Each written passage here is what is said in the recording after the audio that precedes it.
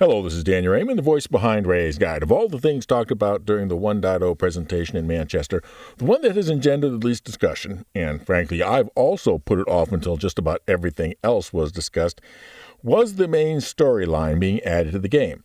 So we're going to add a soft framework, a nervous system that connects all the professions, ships, and content together. And to do this, we're going to add a main story. But that shouldn't be taken as implying that it is not important. It is, in fact, very important.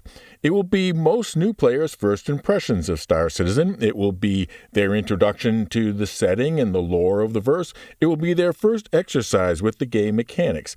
And nothing will hurt a game more than a bad first impression. For the rest of us, it will be a race to get the benefits of citizenship, not the least of which is the ability to unlock the most desirable protected land claims. How do I know that they will be the most desirable ones? Because then it wouldn't be a reward. It will also serve as a transition for many new players from the very linear and structured experience of Squadron 42 to the complete sandbox that will be the majority of their time in the persistent universe. And that transition is important because without it, many potential long-term customers will remain short-term customers. So this main storyline has some unique goals. Also, there are some unique constraints in creating a storyline for an MMO that are quite different than creating the narrative of a single-person standalone game like Squadron 42. So unfortunately, many of the lessons learned in creating Squadron 42 will actually have to be unlearned. So I'm going to first talk about those differences, then about what CIG has stated in their intents for the main storyline, and then to keep this from being completely abstract, talk about my proposal for what the main storyline should work like if I was doing it. So the first main difference with a well-designed story arc in an MMO is that it must conclude but not be conclusive. I don't know anything about the main story arc in Squadron 42, but I'm fairly certain that when we complete it, the central motivation of the story will be resolved and concluded, plus, of course, hooks for sequels and DLC. But in an MMO, the story must conclude for the individual. They must succeed and get the reward, but the result can't be conclusive because this world still has to be ready for the next player that would do the mission.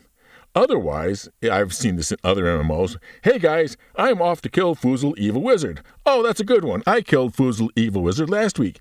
Yeah, tell me if there are any things I should know because I still haven't done the Kill Foozle Evil Wizard next week.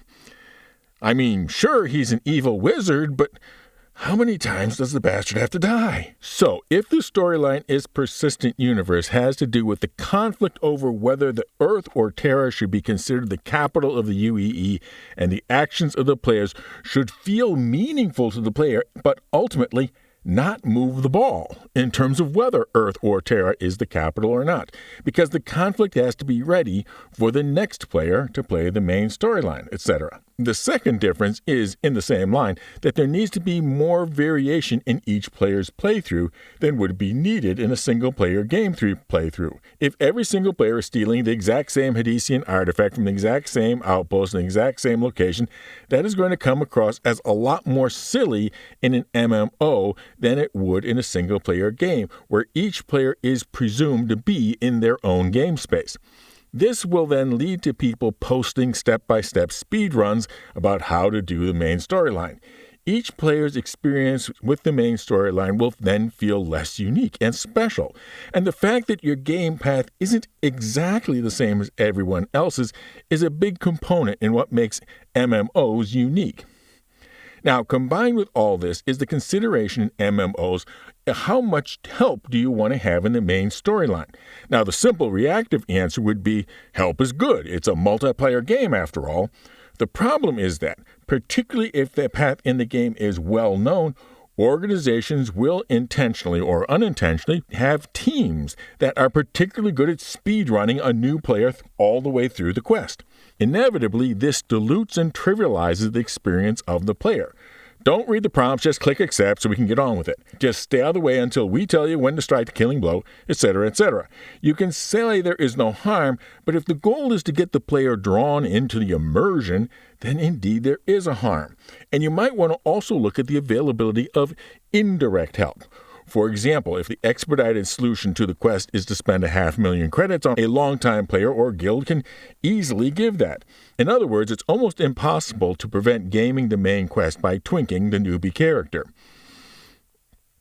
And then the last difference with an MMO main storyline is that failure must be an option.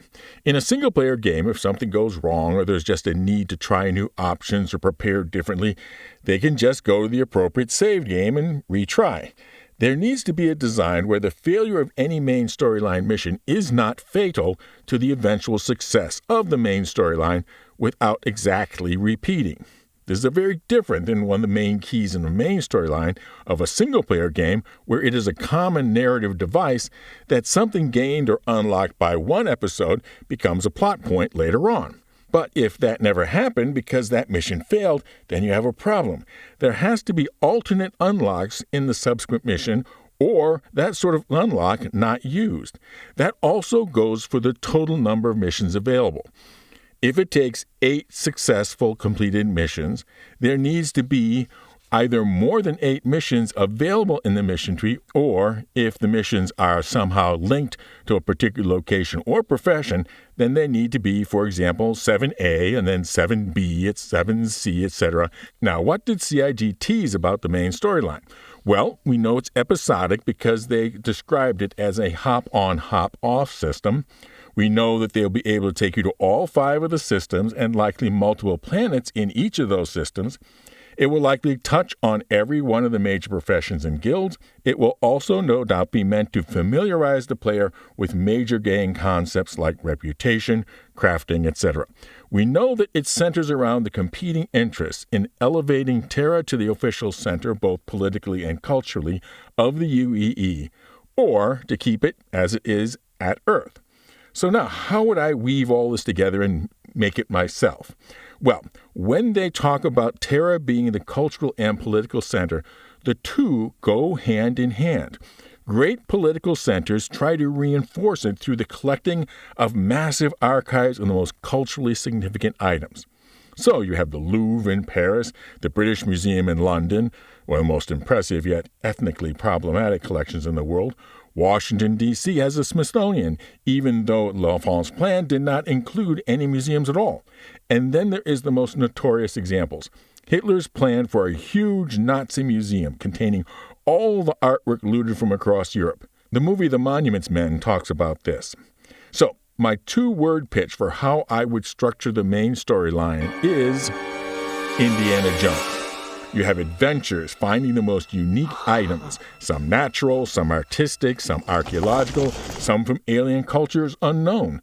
Some have themselves been stolen, some lost in calamity, some may have been only rumors. Some may require salvage skills to get them out of wrecks, some mining skills to get them out of caves, some may require bribery or lethal force, etc. And another cool thing is that some of them can be very familiar.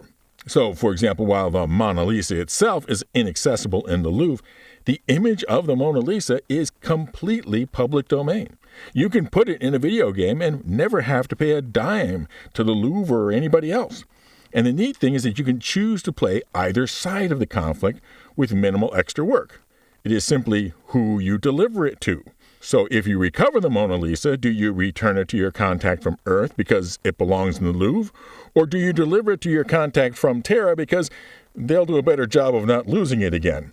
And either way might get you the necessary reputation and gratitude to be awarded citizenship. It's just a question of from who. Anyway, that's my idea, which I am floating out there as a starting point for discussion, what the main story arc of 1.0 should be like. Add your own in the comments. And now for, of course, an update on our giveaways.